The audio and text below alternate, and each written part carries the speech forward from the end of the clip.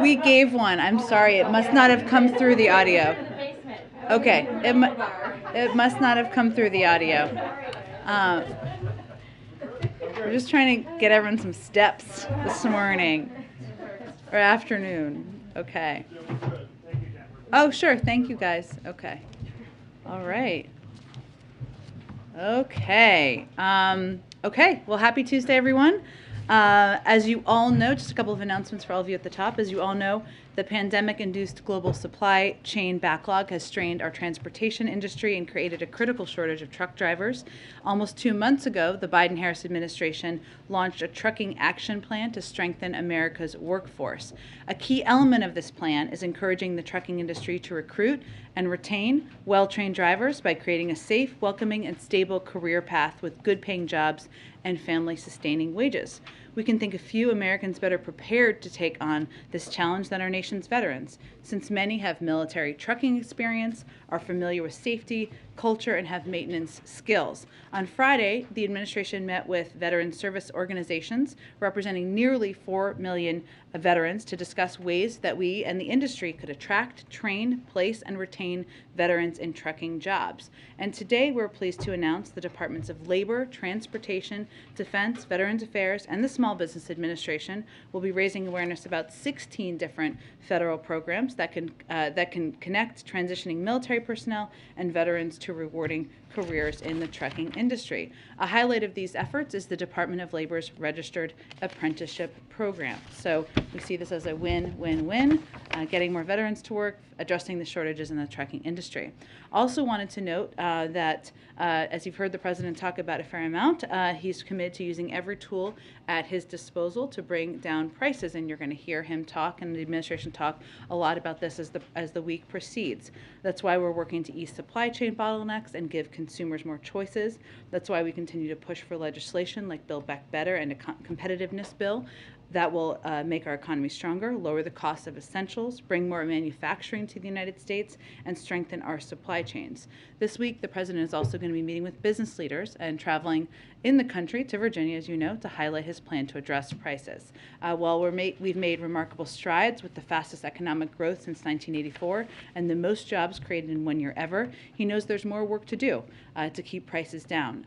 He also talked this afternoon, as you just all heard him do, about how we can build more in America, bring down costs through making more in America, and rebuilding our supply chains. And as I noted, tomorrow he'll be hosting CEOs at the White House to talk about how Build Back Better can lower energy costs. As you know, he's going to Virginia on Thursday to talk about lowering the price of prescription drugs. With that, Colleen, why don't you kick us off? Okay, a couple things. Do you have any information about a possible security threat at Dunbar High School where the second gentleman was? I think he was just taken from the event and it was postponed, but we don't know. I don't have any updates on this. We will venture to see if we can get you anything, even if it's during the briefing. It just happened, yeah. Okay, excellent. And then second, the remaining child tax credit is, the Biden administration is encouraging people to use what's left of their remaining tax credit. So to what extent do you hope that you can show the benefits of the program to overcome skepticism about the program, kind of by getting this last bunch of money out there?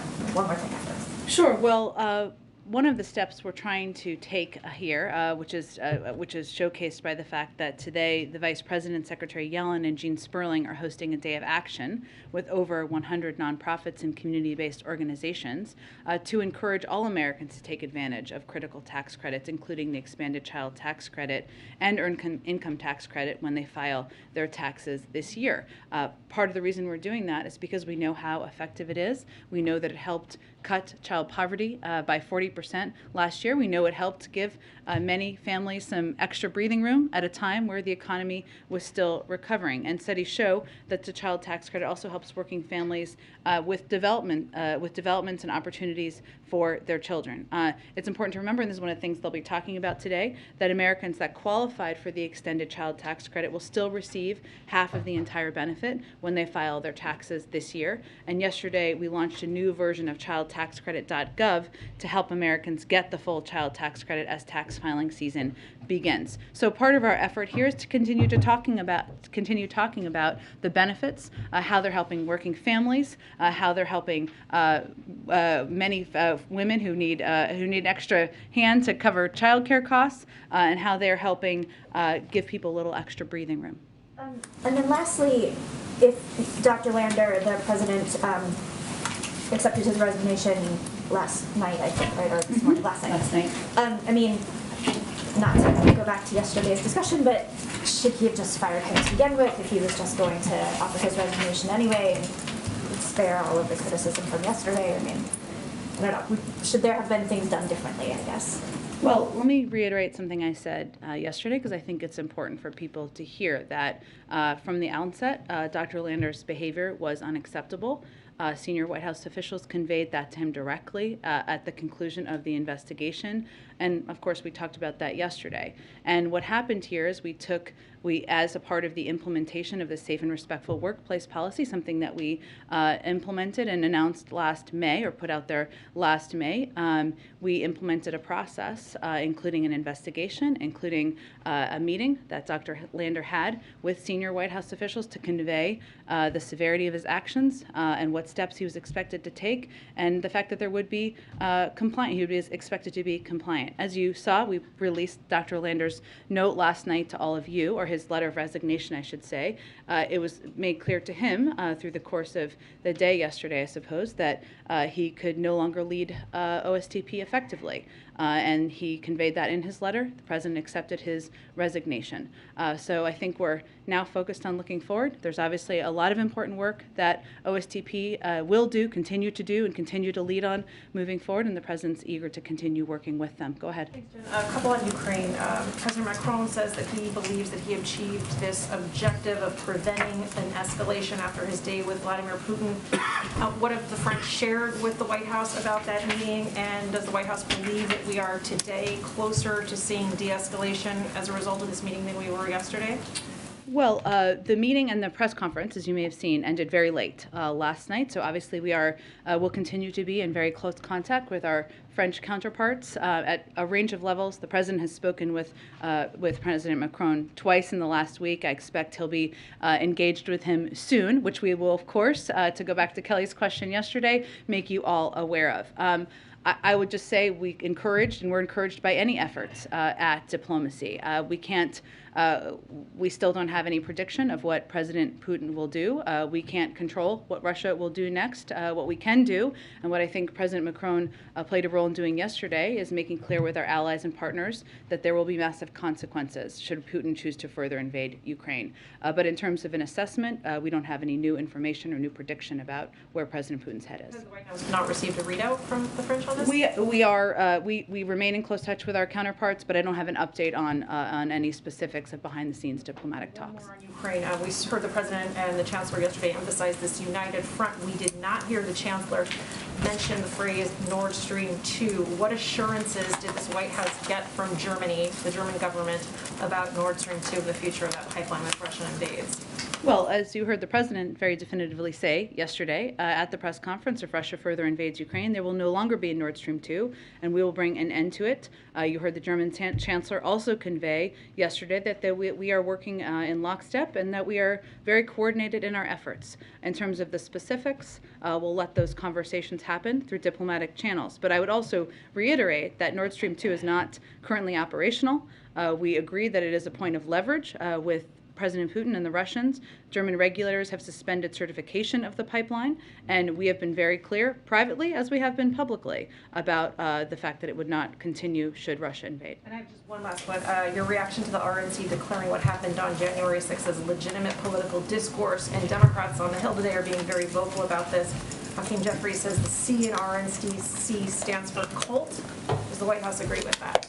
Well, I think it's clear to Americans that what happened on January 6th was not legitimate political discourse. Storming the Capitol in an attempt to halt the peaceful transition of power is not legitimate political discourse. Neither is attacking and injuring over 140 police officers, smashing windows, and defiling offices. It's telling to all of us that some leading Republicans have rejected that characterization, including the former president's national security advisor and the chief of staff to the former vice president, who, as he put it, had a front row seat that day, including as rioters chanted for the former vice president to be hanged. So again, we certainly reject the notion that that was legitimate political discourse, as we think a large number of Americans would as well. Go ahead. Thanks, Jen. I want to ask you about this Army after-action investigation into the Afghanistan withdrawal that was obtained by the Washington Post. First of all, is this a report that the White House has had an opportunity to review and absorb? And if so, were there any lessons that were learned from it? Well, I know obviously our national security team, as we said at the time, was going to conduct after-action reports as they would as it relates to the end of any conflict or any engagement of that sort. You know, we have always believed that the end of a 20-year war was always going to have significant challenges. As you know, and we talked about at the time, through the summer we were pressing our system hard on whether we were meeting previously established tripwires that would require us to adjust operations at Embassy Kabul. That's how we looked at it and evaluated it at the time. The NSC led that process and convened regular interagency discussions. And of course, earlier in the summer, we pre-positioned U.S. forces in the region to be ready to facilitate a NEO in preparation of exactly that scenario. I know I reiterate all of that because I know we haven't talked about this in great detail in some time, so I just wanted to lay it all out there. All that work, of course, took months of planning, but we always look at and assess. That's why after-action reports are so important and so essential. In terms of additional reports out of any of these findings, I don't have anything to report from here. I'd really point you to the Department of Defense. But has the White House had an opportunity to review this particular report? Well, again, internal discussions and internal reviews of any after-action reports. I don't have any updates on our assessments from here. Among the criticisms from military commanders in the document is that as late as early August of last year, the NSC, quote, appeared to lack a sense of urgency about planning for an evacuation because it would signal that we have failed. What's your reaction to that criticism? Well, I would say again, earlier in the summer, we pre-positioned U.S. forces to be ready to facilitate a NEO if needed, meaning an evacuation if needed of our embassy there. That is fact in terms of what was planning, what was done at the time. And that, in advance of that, that required months of planning to ensure there were a range of contingencies planned for, as we always do, through the national security team and through the military team. And as we prepared in the early summer to leave Afghanistan, we pre-positioned military assets in the region that enabled us to execute one of the largest airlifts in history. So I would just say if you look back at the specific planning steps we took, we did plan for a range of contingencies. Even well, as we talked about at the time, there wasn't an anticipation that the Afghan National Security Forces would fall as they did or as quickly as they did, and that was not anticipated by anyone. But we still had done a range of contingency planning. So broadly, then, do you reject the assertion that was made by various military commanders in this report that they were trying to convince members of the administration of the urgency of planning for the evacuation, but that they were rebuffed? Well, again, there was a range of contingency planning that was done in close coordination by all of the players on the national security team at the time to prepare for a range of options and a range of outcomes. No one predicted, as we know, and as we talked about a lot during the period of August and September, that the Afghan National Security Forces would fall at the pace they fell. But if you look back at the history of what we actually did and what planning was done, there was a range of planning, including positioning military forces, including ensuring that we had a plan for a NEO operation for evacuation at the time, should that be needed. So we always look back and assess, but I would say the facts of what was planned for at the time show that we were preparing for a range of contingencies. Go ahead. Following up real quick on this last exchange, that report did paint a pretty damning picture of the NSC and State Department pretty much having blinders on while generals sounded the alarm over Afghanistan. But we're hearing sort of the same bleak, blunt assessments right now from the Pentagon about Ukraine.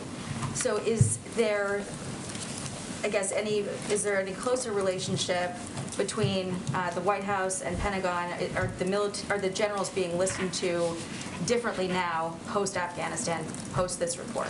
Well, I think it's really important to separate the two, because first, we're not in a 20-year war with U.S. troops in Ukraine. That's a very different circumstance.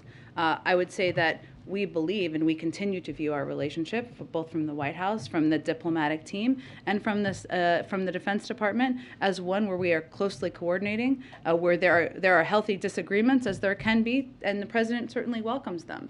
And after-action reports are very important because you can look at and make assessments about anything you would change moving forward. But Ukraine and the situation on the border of Ukraine with Russian troops building up is not the same as ending a 20-year war. That is something the President had talked about for some time, where we were spending an enormous amount of not just money, but blood of American service members over the course of decades. That's a different circumstance.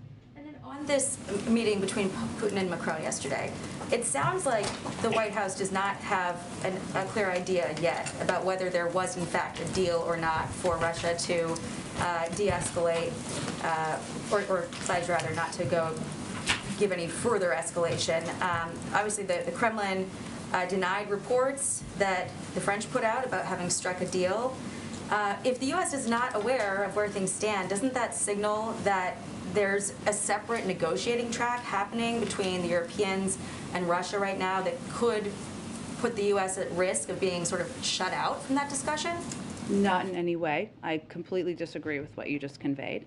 First of all, there are a range of diplomatic conversations happening all the time, and that's been the case for many weeks. The United States is a key player in the vast majority of those negotiations. At the same time, there are important formats, whether it is bilateral leader-to-leader engagement, which President Macron was a part of yesterday, or the Normandy format, which is something we fully support, which is the format that the Minsk agreement would be discussed through, which includes Ukraine, Russia, Georgia, and France. That's another format that we fully supported. Those are conversations that have been happening, and typically through a diplomatic process, there are a range of conversations that are happening at the same time. Again, as I noted a little bit earlier, the President spoke with President Macron twice over the last week, including on Sunday, the day before he spoke with President Putin, and I expect he'll speak with him soon again. But it's also important to note that there are others. The German Chancellor, who was just here yesterday, is also meeting with President Putin tomorrow, and certainly if there is diplomatic progress, we would welcome that, but we will believe it when we see it with our own eyes at the border. On the warships that moved in to the Black Sea, there are some people who are fearing that this is another invasion force potentially targeting the city of Odessa. Obviously, the Kremlin is saying that this is just exercises, but is there concern in the White House that, while we're buying time for this diplomatic push, that Putin is just bolstering his forces, building his forces, while we're all talking? Sure. Well, I know that my colleague John Kirby has spoken to this from the Pentagon, so I'd point you to his comments. But I would say that we are always going to leave the door to diplomacy open, because we think as long as we don't know what President Putin is going to do, and we don't, and he has not invaded Ukraine at this point, then it is important to always keep that door open, because that's always the preferred path. At the same time, we are not just talking. We have built through 200 engagements. Talking is an important part of it, I guess. But to build an agreement with our partners and allies in Europe about putting together a severe set of economic consequences should they decide to invade. We have provided an enormous amount of security assistance to Ukraine to make sure they are prepared. So we are working on a number of paths, as you should do. But diplomacy is always going to be the preferred path. One last one on masks. Yeah. When are we going to hear from the CDC on this guidance? California yesterday changed their guidance. Randy Weingarten, Teachers Union, is vocally asking for the White House and the CDC to weigh in. So when are we going to hear from the CDC about updating the guidance on masks? You'll have to ask the CDC. The CDC moves at the pace of data and science.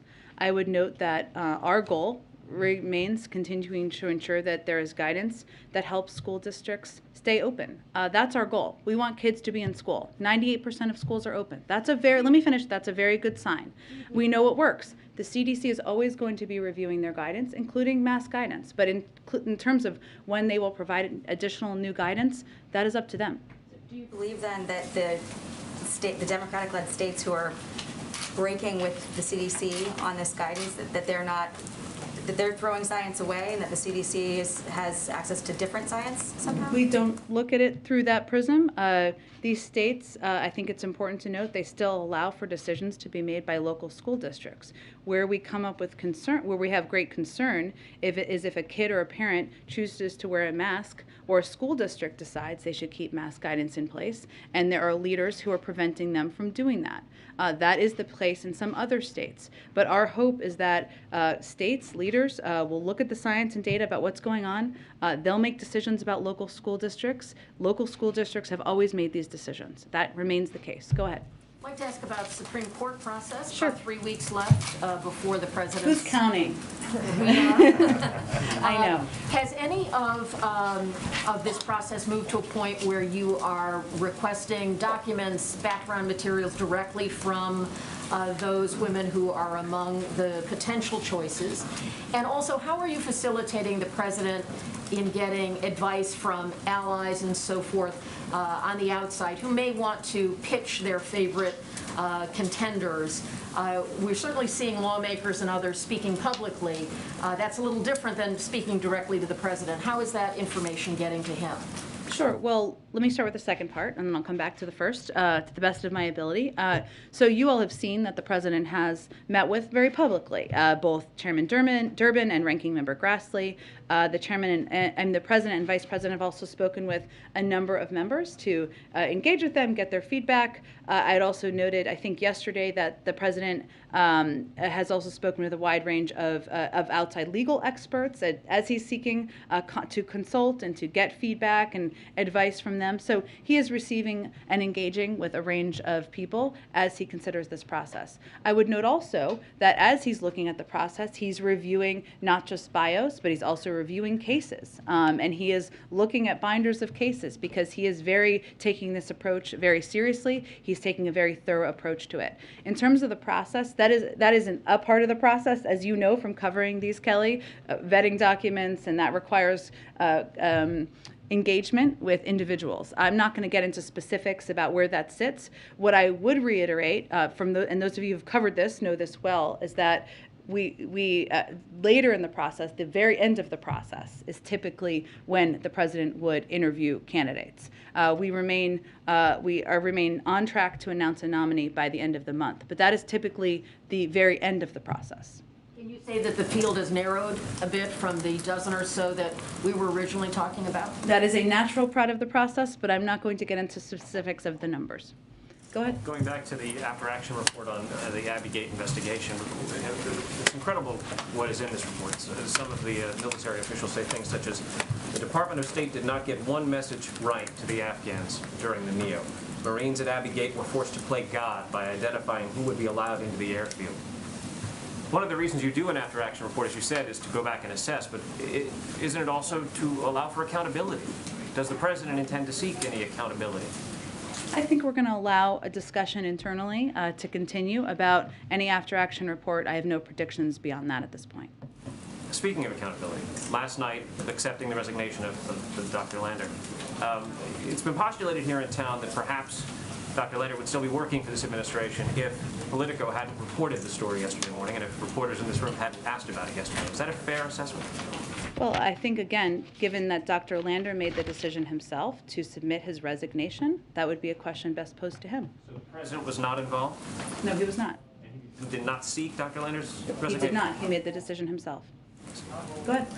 Frontier has announced plans to buy Spirit Airlines. Is there any concern in this administration about reduced competition? You know, broadly speaking, we always have a concern about reduced competition, but in terms of this potential merger, I don't have any specific comment from here. Is it under discussion at least?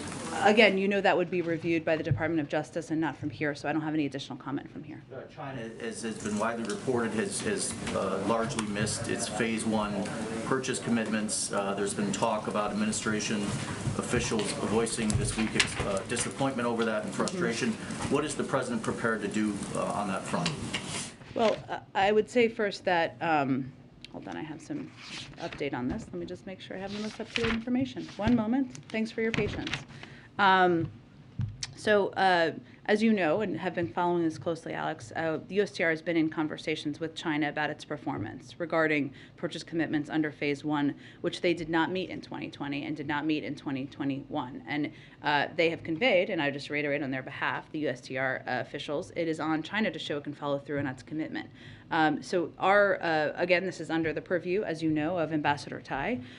We have expressed our concerns. We have them in terms of specifically what the president would be prepared to do. We're going to continue to engage with Ambassador Tai and the trade team to determine next steps. Well, just to be clear, what is the president prepared to do then? Again, the USTR, our Ambassador Tai, is the one who runs point on this, and I would point you to her for any additional comment on the current status. Finally, there's some talk on Capitol Hill about congressional staffers unionizing. Does the president support that? He does. He supports the right of any individual to seek to join a union, to collective bargain, and of course, Capitol Hill staffers are certainly individuals who are pursuing that. Is the staff been in touch with those folks? Our staff been in touch with them? I would really point you to congressional leadership. I know Speaker Pelosi and her team have spoken to this as well. Go ahead. Thanks, Jen. So truckers in Canada last night shut down the Ambassador Bridge, which carries about a quarter of U.S.-Canada trade in goods. So what's the administration's response to this action, and what steps are being taken to ensure the free flow of goods, and also any preventative steps being taken to address a possible blockade on the Michigan side of that bridge?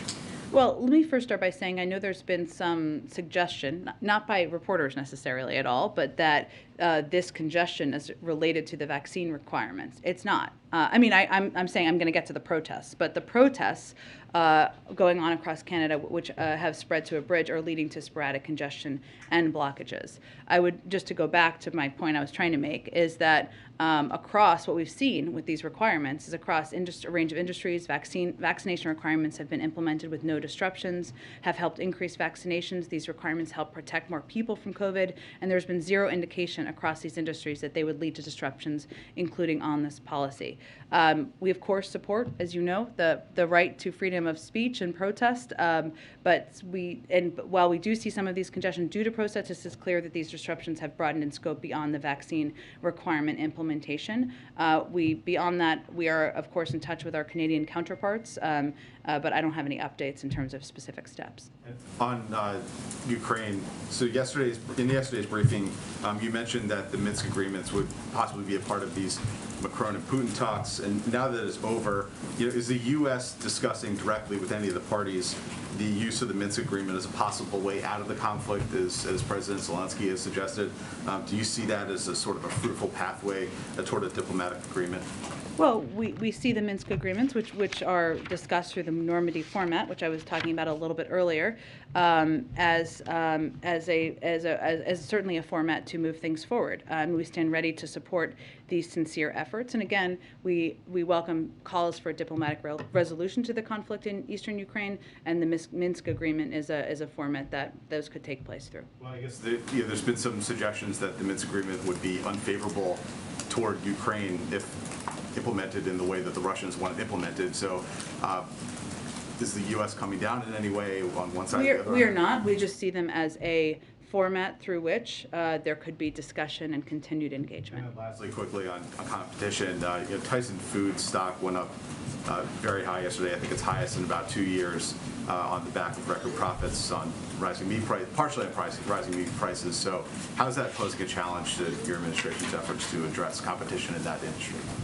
Well, just 4 large conglomerates control the majority of the market for beef, pork, and poultry products, and the data shows, and I think their record profits are evidence of this, that there have been increases in meat prices while the companies have generated recent record profits, and that's a good example of it. And I would just note, just if you look at historical precedent here, 50 years ago, ranchers got over 60 cents for every dollar a family spent on beef. Today, they get about 39 cents. 50 years ago, hog farmers got 40 to 60 cents for each dollar they spent. Today, it's about 19 cents, and the big companies are still making major profits. It certainly shouldn't work that way, and as the president has said many times, capitalism without competition isn't capitalism, it's exploitation, and we have continued concern about the lack of competition in these industries. Go ahead, Mark. Thank you, Jen. I have a Lander and a Ukraine question. First of all, will Rachel Wallace get her job back? I will have to check and see in the internal HR process. I'm happy to do that. And then since you've made it clear that he resigned, he was not fired, How does this comport with President Biden's pledge to fire you, quote, on the spot if he found out about any kind of mistreatment of employees? So what we did early in the administration, after he made those comments, which I think that were the first or second day in office, was our team, our HR team, our legal team, others worked to put in place a safe and respectful workplace policy. And that policy, which is about a 6-page document, I think we made it available to all of you, and we're happy to reshare it if useful. That was the process through which there was an investigation into these allegations. There was a conclusion of that investigation. At the conclusion of that, Dr. Eric Lander, met with senior members of our officials who made clear what steps needed to be taken and that he would be required to be compliant with those. So that was actually an implementation of the president's commitment, and in an effort to create a process for a large administration to maintain a healthy work environment and create a channel to address issues as they come up. So on the spot after an investigation. Well, I think in any workplace, and one where, like the White House, you need to have a process, and a process through which employees can present any concerns they have, any allegations they have, and that there's a process that those can be seen through. And that's exactly what happened in this case. On Ukraine, if you could explain to ordinary Americans who find the domestic politics of other countries very mystifying, why couldn't Chancellor Schultz say the words Nordstream pipeline? He was asked numerous times, not just in the press conference yesterday, but also later in interviews, why? Why can't he spit out the words that President Biden said? Well, here's what I can speak for, which is the U.S. government, of course, and President Biden, and our commitment and agreement that if Russia invades, Nord Stream 2 will not move forward. It is still not operational at this point in time. I know your position. I'm just asking if you could give us any insights into why Germany can't say that.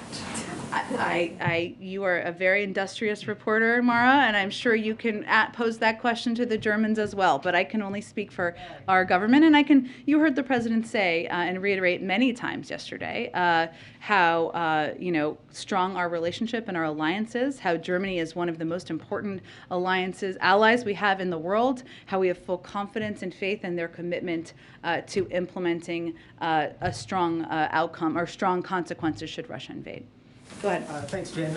If I heard you correctly earlier, you were saying that President Biden was not involved in directly seeking Dr. Landler's resignation, but can you clarify if he accepted the resignation because of the investigation or because of the public outcry around it? Well, I would say if you go back to the letter that Dr. Lander submitted, this is very small type. I don't know if this means I'm getting older, but what he conveyed in that letter was that he did not feel that it was possible to continue effectively in his role. He conveyed that, and he also conveyed that he felt the work of his office was too important.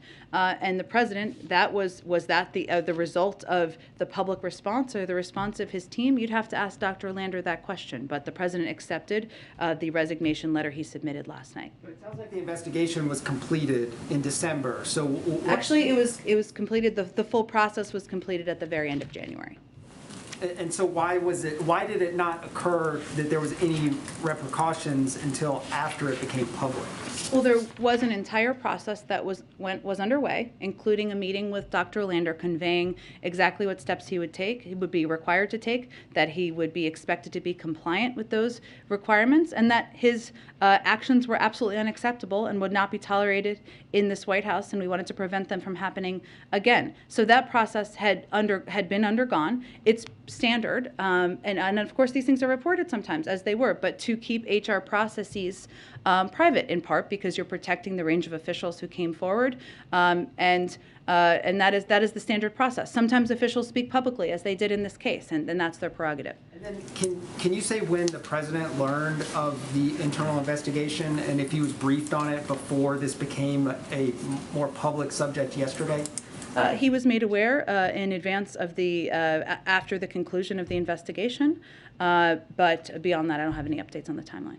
Just one more. A few weeks ago, the president had talked about in his press conference about the desire to get out of Washington. Yes. Since then, still trying. He's trying to get on that plane. That's my question, I guess. He's had a trip to Pittsburgh. He's had a trip to New York. As you alluded earlier, he's going to Virginia. Is this the robust kind of schedule that he's looking for, or is there something that's keeping him in Washington? Can you talk a little bit? Well, I think there are a couple things that obviously every president juggles, and including this president is juggling right now. If he could spend every day on the road, he probably would do that. And, you know, when you're traveling as president, you know, the world comes with you a bit, but there's certainly an open Supreme Court spot that he needs to fill. He takes very seriously, wants to approach that very thorough, with a thorough approach. Of course, he's getting regular updates on Russia-Ukraine from Russia and Ukraine and the buildup of troops on the border. So there are a number of course, important priorities that at times can keep a president here and maybe are keeping the president here. However, I think we'll be getting out there more. He'll be getting out there more in the country. Otherwise, maybe he'll fire one of us. I don't know. But he's eager to do that. He wants to be out in the country. And I think as we get to the period of time post State of the Union, I think you'll see more of that. Go ahead. Thanks, Jen. Just a quick follow-up on Kelly. Has the president spoken with Congressman Clyburn about his advocacy that has been very prominent for Judge J. Michelle Childs for the Supreme Court? I don't have any updates on specific members he's engaged with beyond the ones we've read out or you've seen publicly. Though I would say members of our Supreme Court team, you're very familiar with, have been engaged with a range of members, including Mr. Clyburn. Okay. And back on Ukraine, what was the president's response to this U.S. assessment that a Russian invasion of Ukraine could kill 25 to 50,000 civilians and cause a humanitarian crisis that would end up with 5 million refugees? Well, first, let me say I'm not going to get into intelligence assessments from here, obviously, but we certainly prepare for a range of contingencies and work and engage with our European partners and counterparts to prepare for them. And that relates to the potential for refugees. It relates to the potential for natural gas or oil shortages. And those are part of the discussions the President is a part of, our Secretary of State is a part of, and that is why we are doing so much engagement at this point. On Nordstream 2, the president was pretty confident yesterday that it would not go forward if Russia invaded Ukraine, even though the German chancellor would not say that. So I guess logistically speaking, how would the president ensure that that would not happen?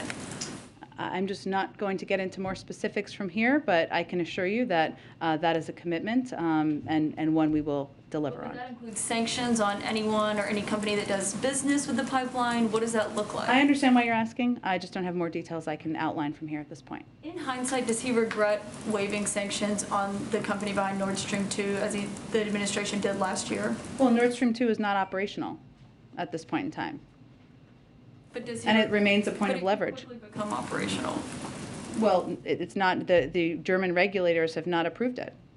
So it's not operational. It hasn't been. So I don't think we're looking in the rearview mirror. I think we're looking at it as a point of leverage with the Russians. But I guess the question is that Putin has been quite aggressive in his stance with Ukraine. He's amassed over 100,000 troops on their border. He clearly is seeking to use leverage over them. So why let the pipeline go forward at all, regardless of an invasion, given the tactics that he's been using? Well, again, I would say that there's a disagreement. I'm not sure this is what you're asking, but between us and some in Congress who suggest that that sanctioning Nord Stream 2 now would be effective. We don't agree. We believe that it is a point of leverage and that making clear it will not proceed if Russia invades is a point of leverage. That's why we're proceeding on the path we are. We don't think that approach would work. Go ahead. There's been some reporting that the President Biden has kind of refused to mention Tesla when he's talking about electric vehicles. There's kind of been some reporting around that. Today he mentioned Tesla when he was talking about electric vehicles. Anything noteworthy there? Any change in how he approaches this? I would just note, I think we all know that Tesla is a major producer of electric vehicles. I think that's fair to say, factually. And certainly the electric vehicle industry is one that we feel is a huge opportunity for the United States to move towards our clean energy goals and objectives. And a range of automobile makers are a part of that effort. Sure. The House version of the China competition bill includes a measure that would require a broad screening process of outbound international investments into China. Not in the Senate one.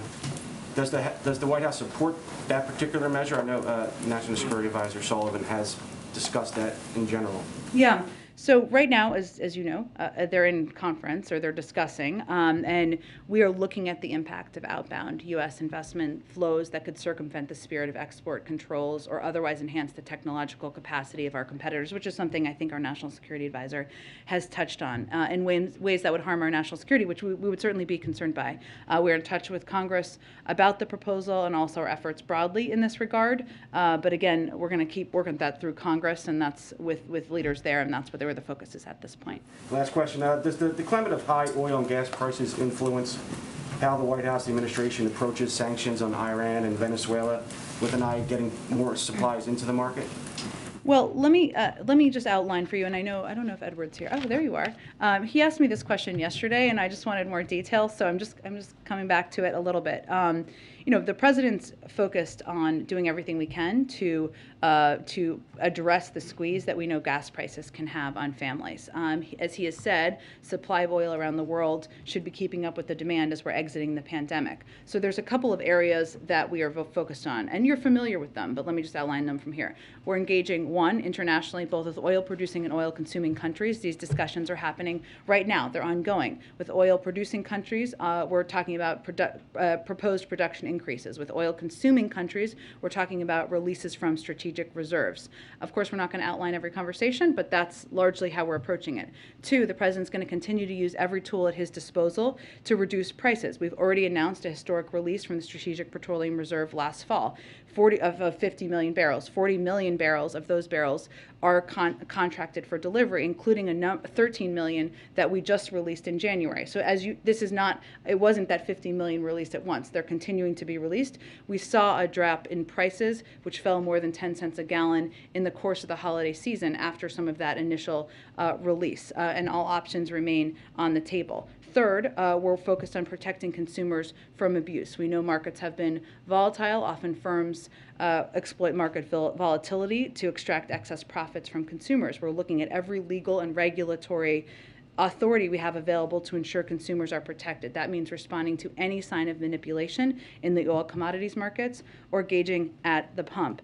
So we are looking at it, we are approaching it through all of those forums, and the president's overarching view on prices, of course, is that he wants to address the squeeze on consumers, is that nobody, now that even with those barrels released, prices are rising. That's because supply is not keeping up with the demand. We know that is the issue, the core issue. Nobody should hold back supply at the expense of the American consumer, particularly as the recovery from the pandemic continues and oil producers around the world have the capacity to produce at levels that match demand and reduce the high prices. That is what we're going to continue to convey. Just one real quick point of clarification. Yeah.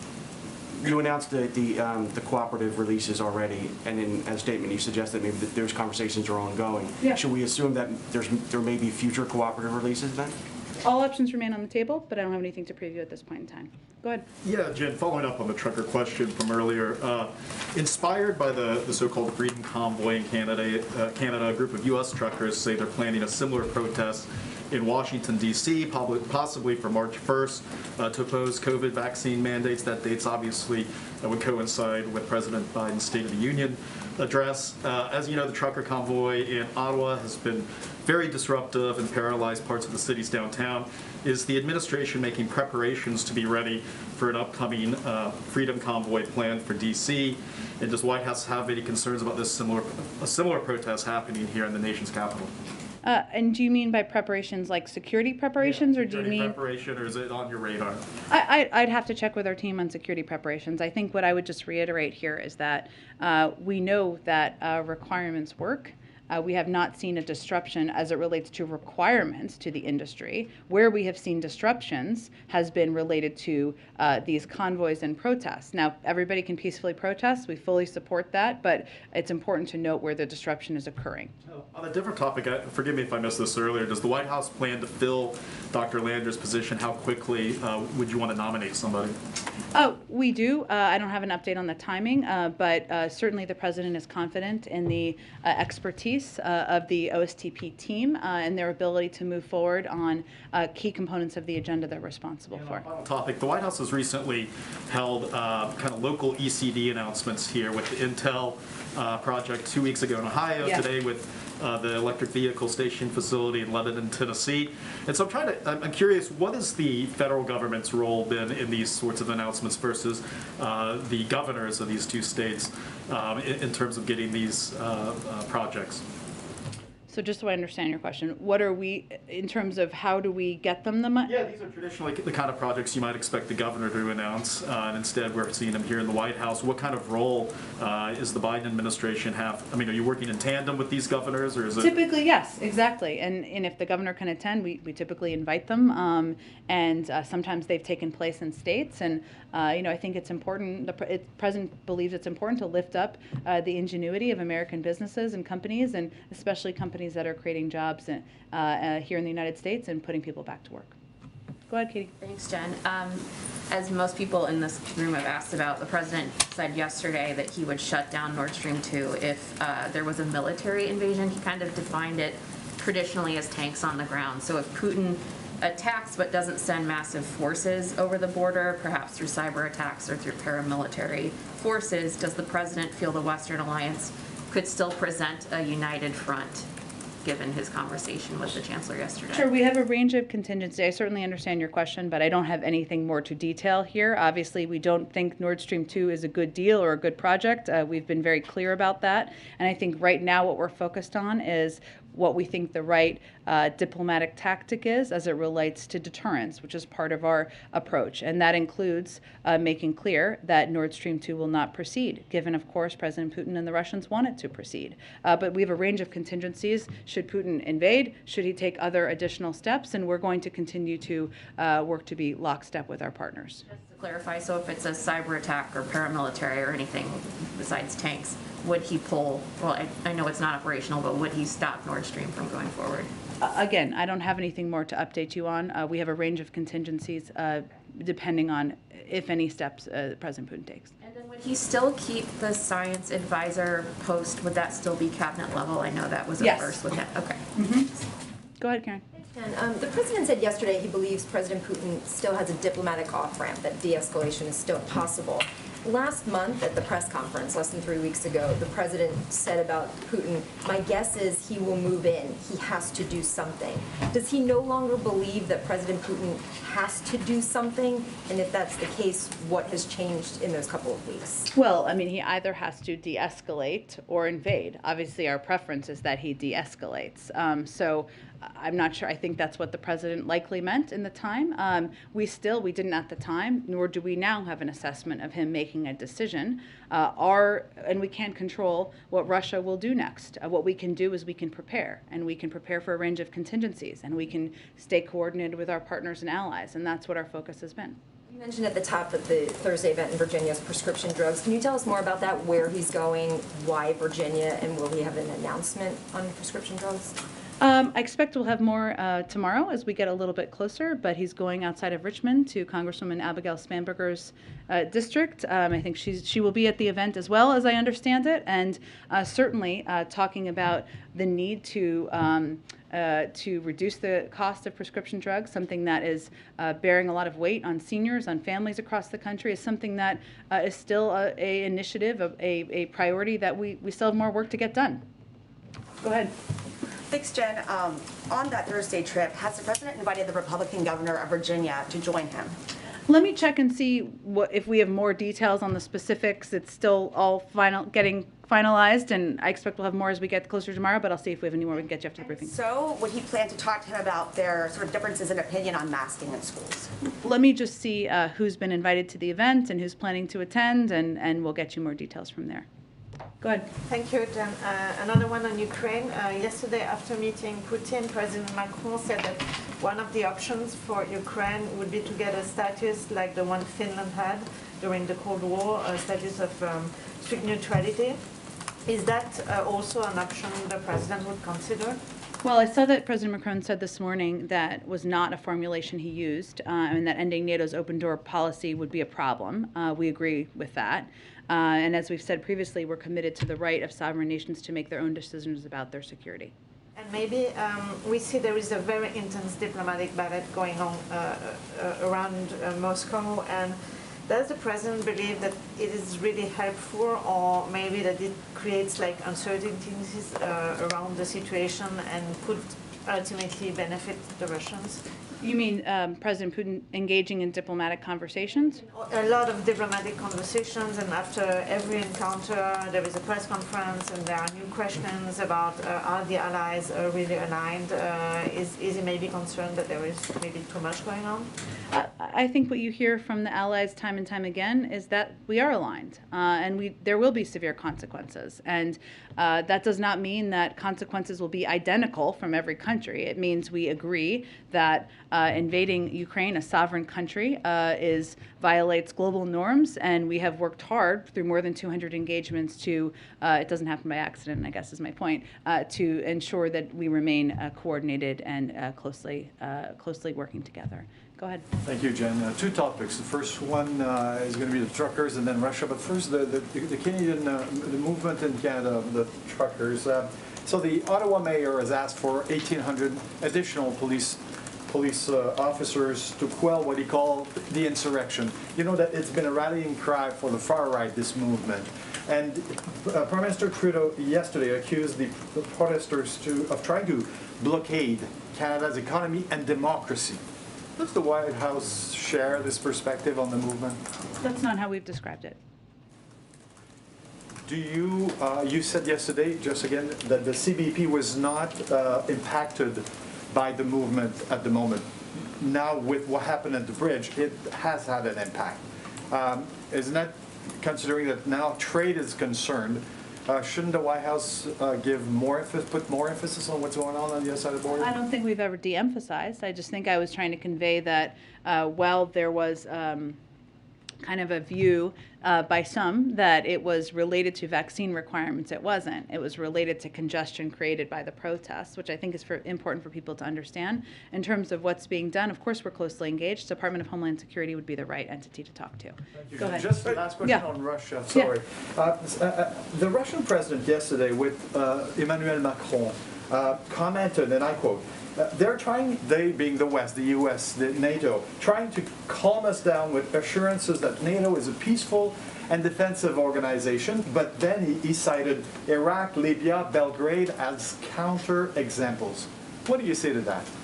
NATO has always been a defensive alliance. It is Russia that is, let me finish my answer. It is Russia that is building up tens of thousands of troops at the border, not NATO. We are working to plus up support for our partners. They have the ability to de-escalate, and we certainly hope they do that. Go ahead. This afternoon, the White House issued a statement criticizing Florida legislation that would restrict classroom discussion of sexual orientation or gender identity. It's relatively rare for the White House to weigh in on state-level legislation. So you can speak about the decision to weigh in on this particular bill and why this issue rose to the level that the White House wanted to put something up there? Well, for those of you who weren't following this, maybe all of you were, but let me first say that every parent, as one myself too, hopes that our leaders will ensure their children's safety, protection, and freedom. And today, conservative politicians in Florida rejected those basic values by advancing legislation that is designed to target and attack the kids who need the support the most, kids from the LGBTQI plus community, who are already vulnerable to bullying, and we've seen that in study after study, and violence just for being themselves and just for being who they are. Make no mistake, this is not an isolated action in Florida. Across the country, we're seeing Republican leaders taking action to regulate what students can or cannot read, what they can or cannot learn, and most troubling, who they can or cannot be. This is who these kids are, and these legislators are trying to make it harder for them to be who they are. So we felt it was important to speak out against this action and speak really, and felt it was important to do that today. Go ahead. What's the White House reaction to the Supreme Court late yesterday restoring an Alabama voting map that a lower court ruled was discriminatory? Yeah, this is a very important story. So I would say that we need to make sure, as you've heard the president say, that our sacred voting rights are fully protected. We should be moving forward, not backward. That is always the view of the president, the vice president, and this White House. That means ensuring fair election maps that protect the rights of black voters to have an equitable and meaningful opportunity to elect candidates of their choice, as the Voting Rights Act and Supreme Court precedent have guaranteed for decades. It is deeply disturbing to us that the Supreme Court gave Alabama a free pass to use a map that in 2022 that 3 federal judges found to discriminate against black voters. This is exactly what the Voting Rights Act is in place to prevent, and one of the reasons it's so important to pass a reauthorization into law. And they did this without the Supreme Court finding any reason to doubt that conclusion. That is concerning to us, and certainly protecting people's rights, not taking steps backward, is our objective. The administration, as you know, through the Justice Department, took legal action against Texas. They challenged those maps perceived as being discriminatory. Given that the voting rights legislation here in Washington has basically been put on pause for a number of reasons, has the White House considered any sort of unilateral or preemptive actions against states that might try to take similar steps as Texas and Alabama did? Again, I understand the question. I would point you to the Department of Justice. As you know, but for others, we're not a party to this lawsuit, but I would point you to the Department of Justice. Go ahead. Hi, thanks. A couple on Dr. Lander. I want to be precise first, I guess, on his resignation, because you said it became clear to him yesterday. Did the president or anybody else in the White House encourage him to resign, or was this 100% totally voluntary? This was a decision made by Dr. Lander. And what does it say to the staff, I guess, in the administration, that the president appeared happy to keep him in his role until essentially this became public and became untenable, at least in Dr. Lander's mind? What does that say to the staff? I wouldn't say that's an accurate depiction of how the president feels or we feel, and so I appreciate the opportunity to restate that Dr. Lander's behavior was not acceptable at all, and the president did not view it as acceptable either. There was a full process that was undergone. That was an implementation of the policies put in place last spring, the Safe and Respectful Workplace Policy. That included a thorough investigation. It included a meeting of Dr. Lander with individual senior officials from the White House team, and it included specific steps he had to take to prevent this from happening ever again. And I think what people should be assured of in the White House is that the president's committed to maintaining a healthy work environment, to creating a channel also to address any issues that come up, and that channel was created through this policy last May. And lastly, are there any other senior White House staff or cabinet members who have been subject to investigations like this? And can the White House commit to making them public in the future, given that it was the public scrutiny here that ended up in the resignation? Well, again, I certainly understand the question, and we want to create an environment here that's safe and people feel comfortable, and they also know the channel where they can express concerns as they have them. But this is an HR process and an internal process because of that, and we typically keep those processes private to respect the individuals, the privacy of the individuals who come forward, if individuals come forward, and that's how we would proceed moving forward. You can't say yes or no whether there are other investigations similar to this? Again, those are private processes and HR processes, and if individuals choose to speak publicly, that of course is their prerogative, but as is true of any HR process in any company, we would certainly keep that process private as a policy. Is there any reevaluation of the workplace policies and rules here given this, given everything that's happened, I guess, here? Is there any feeling of needing to go back and revisit whether those are effective and adequate? Well, I think, again, our objective is to prevent this behavior, unacceptable behavior, from ever happening again. And the Safe and Respectful Workplace Policy, which was implemented in this case, provides a channel for any individual to come forward if they have concerns, where the concerns can be addressed through a thorough process. And hopefully people know that, and it is part of an effort to maintain a healthy work environment. Go ahead. Hey, thanks, Jen. Immigration reform seems like a non-starter in the current Congress, but today freshman Republican Congresswoman Maria Elvira Salazar presented an immigration reform bill that would legalize millions of undocumented. And she's calling it a starting point. She's got Republican backing. Will the president agree to invite her to the White House, listen to her ideas, and incorporate them somehow? Well, the president proposed an immigration bill on his first day in office, and certainly he's eager to work with anybody who wants to put in place immigration reform policies that would create a safer system, a more effective system, a more humane system at the border. I'm not familiar with all the specific details, but certainly we engage with a range of members about their policies. Let me just do one last one here. Go ahead. I wanted to ask for an update on how many COVID-19 rapid tests you've received from the president's pledge to provide free testing. Have been sent out. Received to you and then sent out to Americans. Sure. I know there's a COVID briefing, I think tomorrow or Thursday. Let me check with them and see. I don't have the numbers in front of me, but I can see if they're in a position to provide an update on that. Thanks, everyone.